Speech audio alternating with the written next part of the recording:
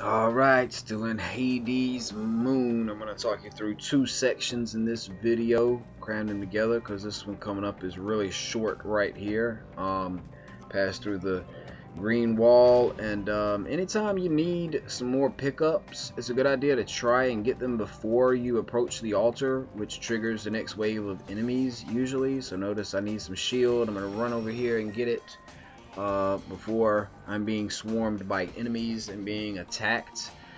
And when you're ready, you can approach the altar and it will reconfigure and trigger a test of faith. We have titans this time, which means enemies are twice as big and twice as tough. Bring it on.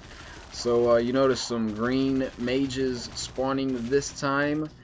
And other than that, all we really have is skeletons and zombies for a few minutes. And eventually, I think we will spawn some gladiators and a harpy. But for the time being, your main threat, your primary target, that is, right now, is those green mages, the necromancer mages, because they have the ability to reanimate the fallen corpses of enemies that you have already killed. And you don't need to waste time killing enemies twice. So target those mages when you can. You see these gladiators come out. Look how giant these guys are. So I like this test of fate. It's one of the bad ones as far as like it makes the game harder, but I like it. I think it's pretty cool. Great big giant enemies running around. So notice my tactic. This is kind of a circular area right here. I'm gonna take off running when I need to, grab the pickups and just turn around and let everyone trail me pretty much in a straight line, and then I'll just back up and shoot them, and it seems to work. And then once you see some yellow fireballs coming at you, that's pretty good cue that the harpy has spawned. She is giving birth to cupids, which you can ignore. The smaller winged enemies you can ignore entirely and just kill her, and when you kill her, all of her babies die with her.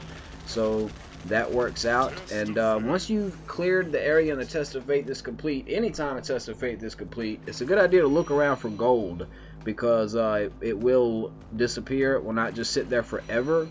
So always a good idea to kind of spin the camera around and see is there any gold out there, and go grab that before it disappears. And look at the big harpy corpse right there. Whenever you're ready, pass through the green spirit barrier. Remember that you can exploit the respawning ammo pickups to make sure that you have maximum ammo every time.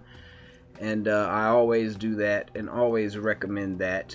And as you enter this next area here, look at this test of fate. Arrows. I love this one. Next to God mode, this is the best test of fate. The only one better is God mode, but this gives you infinite ammo, which means you never have to reload. Just hold down R1 and just spray constantly. So the only time I'm going to let up off the trigger is when I want to activate my rage meter, because for some reason you cannot do that while you're shooting. But for this section, you have this long stretch. You see the bridge in front of me, and there's an Atlas down at the end who will start throwing these exploding blue spheres at you. He's like bowling for your character or whatever. I'm going to ignore him for the most part right now and just focus on this ground crew that's rushing towards me. And you notice some cupids like dive bombing me.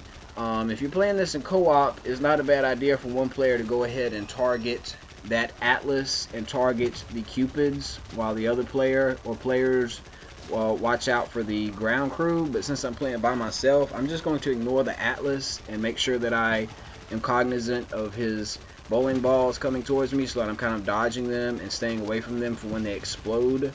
And want to make sure that I got this ground crew cleared out before I focus on him. But like I said, if you were in co-op, it's not a bad idea whatsoever to designate certain players to take care of certain enemy types, especially when you're playing on gold difficulty or whatever. Once again, this is silver difficulty, playing completely solo while marching through the levels like a walk in the park, showing you everything to expect.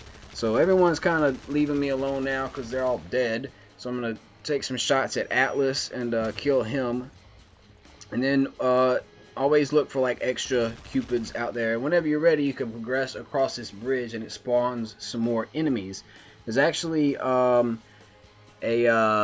harpy like hiding low to the left of the end of this bridge, and then a second harpy spawns on the right hand side of the bridge.